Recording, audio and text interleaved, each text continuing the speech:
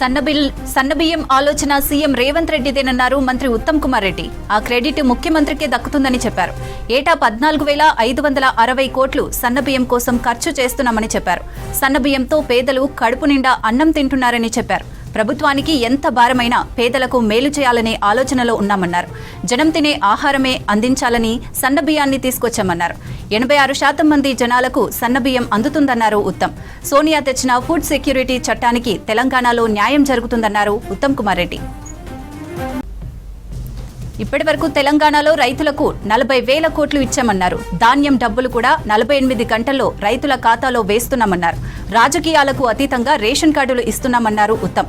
ఇప్పటి వరకు 3,39,00,000 మంది సన్నబియ్యం లబ్ధిదారులుగా ఉన్నారని చెప్పారు. అడిగిన ప్రతి ఒక్కరికి రేషన్ కార్డులు ఇస్తున్నామన్నారు ఉత్తమ్. సన్నబియ్యం ఆలోచన సీఎం రేవంత్ రెడ్డిదేనన్నారు మంత్రి ఉత్తమ్ కుమార్ రెడ్డి. ఆ క్రెడిట్ ముఖ్యమంత్రికే దక్కుతుందని చెప్పారు. ఏటా 14,560 కోట్లు సన్నబియ్యం కోసం ఖర్చు చేస్తున్నామని చెప్పారు. సన్నబియ్యంతో పేదలు కడుపు నిండా అన్నం తింటున్నారని చెప్పారు. ప్రభుత్వానికి ఎంత భారమైనా పేదలకు మేలు చేయాలనే ఆలోచనలో ఉన్నామన్నారు. జనం తినే ఆహారమే అందించాలని సన్నబియ్యాన్ని తీసుకొచ్చామన్నారు. 86% మంది జనాలకు సన్నబియ్యం అందుతుందన్నారు ఉత్తమ్. సోనియా తెచ్చిన ఫుడ్ సెక్యూరిటీ చట్టానికి తెలంగాణలో న్యాయం జరుగుతుందన్నారు ఉత్తమ్ కుమార్ రెడ్డి.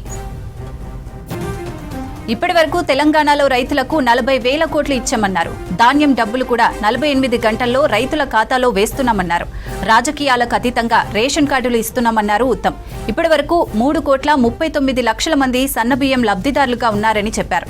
అడిగిన ప్రతి ఒక్కరికి రేషన్ కార్డులు ఇస్తున్నామన్నారు ఉత్తమ్.